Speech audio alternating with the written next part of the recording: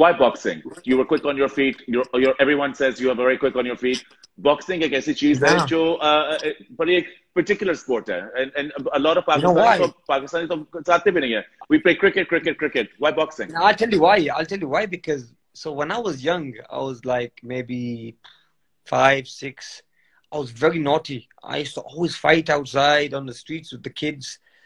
Everything I would do would be only fighting. Kids would want to play football. I would like to fight with them. I would beat them up. So my family just got so embarrassed, and they were like, they're getting complaints every day by, the neighbors saying, I'm going to beat our kid up. I'm going to beat this guy up. So my Mm, dad took me to a boxing club, which was about half a mile away.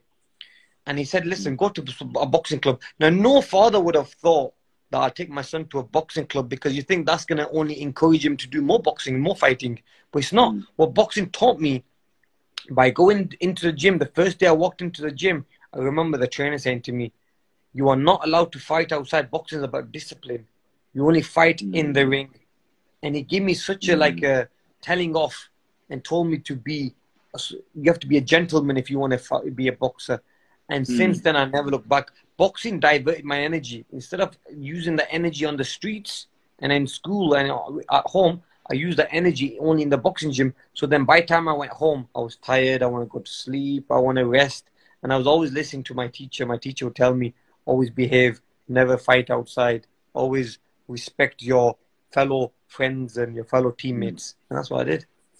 And your father obviously clearly was a very wise man. तुम्हारी जो Yeah. energy थी और ने उसमें channel की. Are you close to your parents?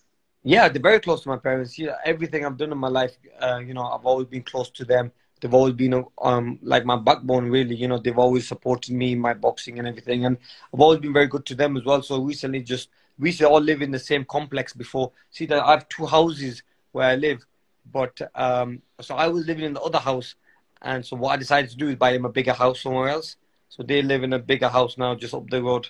I mean, the house is Nice. similar size, but a little bit different. So I thought, buy my house about literally a mile away. So yeah, alhamdulillah, they're good as well. Let's see, that's what we all need to hear. How important it is, not only just to take care of your parents, but the fact that doing these kind of things for your parents is so incredibly important, man. Uh, No, it is Amir, important, definitely. And I think bol, it's bol. always good to give, look, I've appreciated what they've done for me, how they helped me in my career. And I've looked after them like more than I probably anyone would. I've looked after them so well just to make sure that they are going to be very comfortable. They never have to work again. They can relax now. They've done all the hard work by bringing me up, and alhamdulillah, now I'm in that position where I can help them and give back to them as well. And what we often wonder about is the giving back, because that is something that you're not only just doing for your parents, you're doing this for Pakistan, and you're doing it in a big way. Talk about all the projects that you're doing to help Pakistan, especially in this time. Yeah, so I've been very fortunate, alhamdulillah, where I'm in a position I can help people, and having a name in Pakistan can my reach can go a lot further than most people. So I, especially in this pandemic moment, I got my team together. It was a couple of phone calls we made. We got a couple of people from the army together, and I said I want to send 12,000 families food for 12,000 families. It first started off at 5,000 families I want to look after. Then, because their numbers kept increasing and increasing, I then moved up to 10,000. At 12,000 families give aid to. Alhamdulillah, in that there was like atta, chini, there was milk, there's powder milk and stuff like that. So normal rations for them, which will last them for 2 weeks. So we've done the overall. We did about 12,000. And at the same time, also in Pakistan, I built 200 water wells in a place called Thar Parker. Have you heard of Thar Parker? Those so, Yeah, 200. Yeah. I know that's a lot of water wells. Yeah, yeah, yeah. I think every house has a water well now. Good for you, man. Did you ever think that you'd be doing that? And why third You know Parker? what, Third bro? Parker, kyun?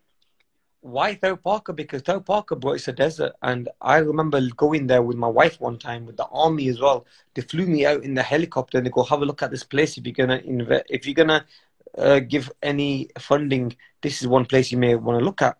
So when I went there, Mm, bro, I was hearing stories that young kids would go out to the closest well, which could be 2, 3 kilometers away. while they are walking to the well, they could get bit by a snake because it's a desert, and they would die on the spot. There's no doctors, there's no hospital nearby.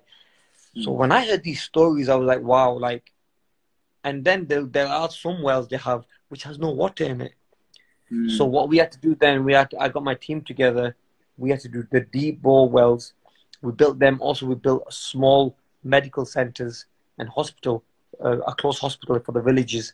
So that way, you know, if God forbid anything happens, any tragic happens, they have a hospital to go to. They have a medical center they can visit. And also, water should be free. Look, we take water for granted. We go in the shower, we leave the tap on, we leave the, you know, we have a shower longer than we should. But there's people in the world who don't even have water to drink. Yeah. So this motivated me to go out there and build water wells. And alhamdulillah, overall, around the world, not only in Pakistan, in different countries like in Africa, Gambia, I've built over 1,000 water wells. I've built orphanages, and we are doing another project which is now going ahead, which we are maybe on stage 2 or stage 3. A place called Swava.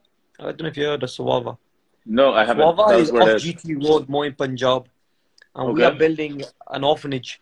So this is going to be my 4th orphanage I'm building. And the reason why I like to build orphanages is because it's for the youth. It's for the youth. And I have kids myself. Now, I can never see my kids in, you know, in a position where they get no food. They don't have a roof over their head. So I wanted to do this for the young kids. And alhamdulillah, each orphanage holds about 500 children. And at the moment, we've got 4, but I'm slowly increasing that as well.